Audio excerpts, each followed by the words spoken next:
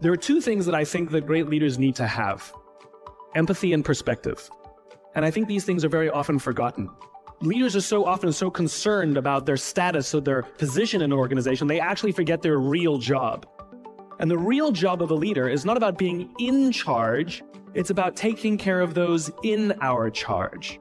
And I don't think people realize this, and I don't think people train for this.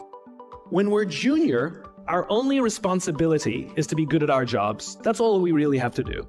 And some people actually go get advanced educations so that they can be really good at their jobs, accountants or whatever, right? And you show up and you work hard, and the company will give us tons and tons of training how to do our jobs. They'll show us how to use the software. They'll send us away for a few days to get trained in whatever it is that we're doing for the company. And then they expect us to go be good at our jobs. And that's what we do. We work very hard. And if you're good at your job, they'll promote you. And at some point, you'll get promoted to a position where we're now responsible for the people who do the job we used to do, but nobody shows us how to do that. And that's why we get managers and not leaders. Because the reason our managers are micromanaging us is because they actually do know how to do the job better than us. That's what got them promoted. Really what we have to do is go through a transition. Some people make it quickly, some people make it slowly, and unfortunately some people will never make that transition at all. Which is we have to go through this transition of being responsible for the job and then turning into somebody who's now responsible for the people who are responsible for the job. And as I said before, one of the great things that is lacking in most of our companies is that they are not teaching us how to lead. And leadership is a skill like any other. It is a practicable, learnable skill. And it is something that you work on. It's like a muscle. If you practice it all the days, you will get good at it. You will become a strong leader. If you stop practicing, you will become a weak leader.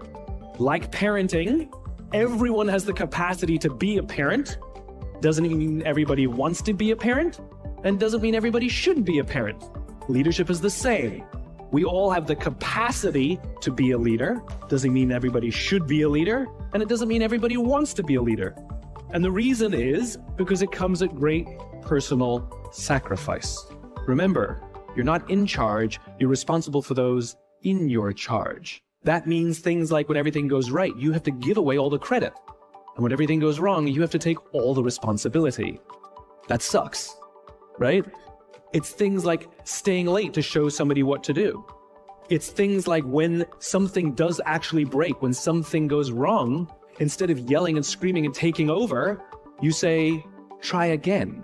When the overwhelming pressures are not on them, the overwhelming pressures are on us. At the end of the day, great leaders are not responsible for the job. They're responsible for the people who are responsible for the job. They're not even responsible for the results. I love talking to CEOs and say, what's your priority? And they put their hands on their hips all proudly and say, my priority is my customer. I'm like, really? You haven't talked to a customer in 15 years. There's no CEO on the planet responsible for the customer. They're just not. They're responsible for the people who are responsible for the people who are responsible for the customer. I'll tell you a true story. A few months ago, I stayed at the Four Seasons in Las Vegas. It is a wonderful hotel. And the reason it's a wonderful hotel is not because of the fancy beds. Any hotel can go and buy a fancy bed. The reason it's a wonderful hotel is because of the people who work there. If you walk past somebody at the Four Seasons and they say hello to you, you get the feeling that they actually wanted to say hello to you. It's not that somebody told them that you have to say hello to all the customers, say hello to all the guests, right? You actually feel that they care. Now, in their lobby, they have a coffee stand.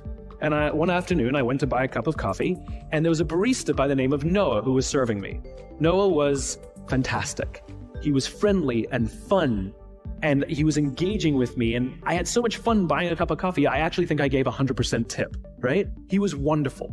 So as is my nature, I asked Noah, do you like your job? And without skipping a beat, Noah says, I love my job. And so I followed up. I said, what is it that the Four Seasons is doing that would make you say to me, I love my job? And without skipping a beat, Noah said, throughout the day, managers will walk past me and ask me how I'm doing, if there's anything that I need to do my job better. He said, not just my manager, any manager. And then he said something magical. He says, I also work at Caesar's Palace. And at Caesar's Palace, the managers are trying to make sure we're doing everything right. They catch us when we do things wrong. He says, when I go to work there, I like to keep my head under the radar and just get through the day so I can get my paycheck. He says, here at the Four Seasons, I feel I can be myself. Same person, entirely a different experience from the customer who will engage with Noah. So we in leadership are always criticizing the people. We're always saying, we got to get the right people on the bus. I've got to fill my team. I got to get the right people. But the reality is it's not the people. It's the leadership. If we create the right environment, we will get people like Noah at the Four Seasons.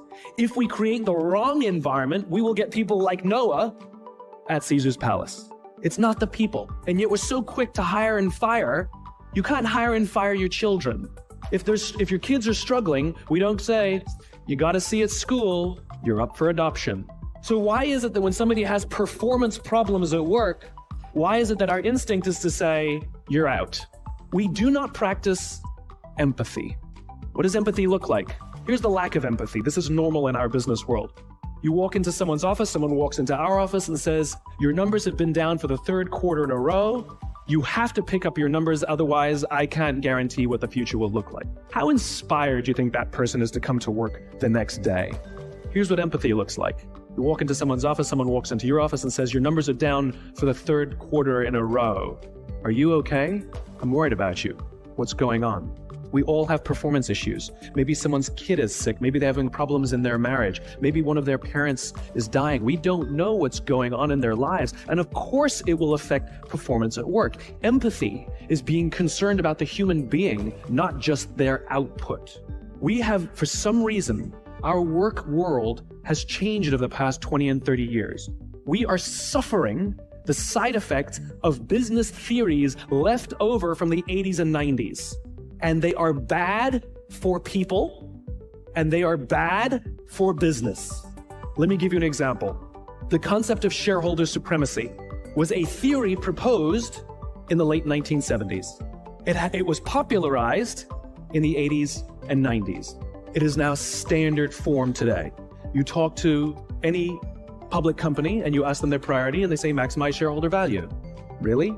That's like a coach prioritizing the needs of the fans over the needs of the players. How are you going to build a winning team with that model? But that's normal today. We don't even perceive it as broken or damaged or wrong or outdated. Remember, the 80s and 90s were boom years with relative peace and a kinder, gentler Cold War. Nobody was practicing hiding under their desks in school anymore.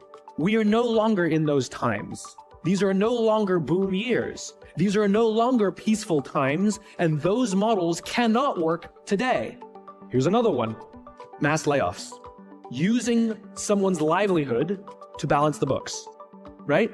It's so normal in America today that we don't even understand how broken and how damaging it is, not only to human beings, but to business. You know, companies talk about how they want to build trust and cooperation, and they announce a round of layoffs. Do you know the quickest way to destroy trust and destroy cooperation in a business, literally in one day? Lay people off. And everyone gets scared. Right? Can you imagine sending someone home to say, honey, I can no longer provide for our family because the company missed its arbitrary projections this year? And forget about the people who lost their job. Think about the people who kept their jobs. Because every single decision a company makes is a piece of communication. And the company has just communicated to everybody else, this is not a meritocracy. We don't care how hard you work or how long you've worked here. If we miss our numbers and you happen to fall on the wrong side of the spreadsheet, I'm sorry, we cannot guarantee employment. In other words, we come to work every day afraid. And we're asking our youngest generation to work in environments where how would any of us ever stand up and admit, I made a mistake? We're constantly being told you have to be vulnerable. Leaders are vulnerable. What does that even mean? It doesn't mean you walk around crying, I'm vulnerable, right? No, what vulnerability means is you create an environment in which someone feels safe enough to raise their hand and said, I don't know what I'm doing.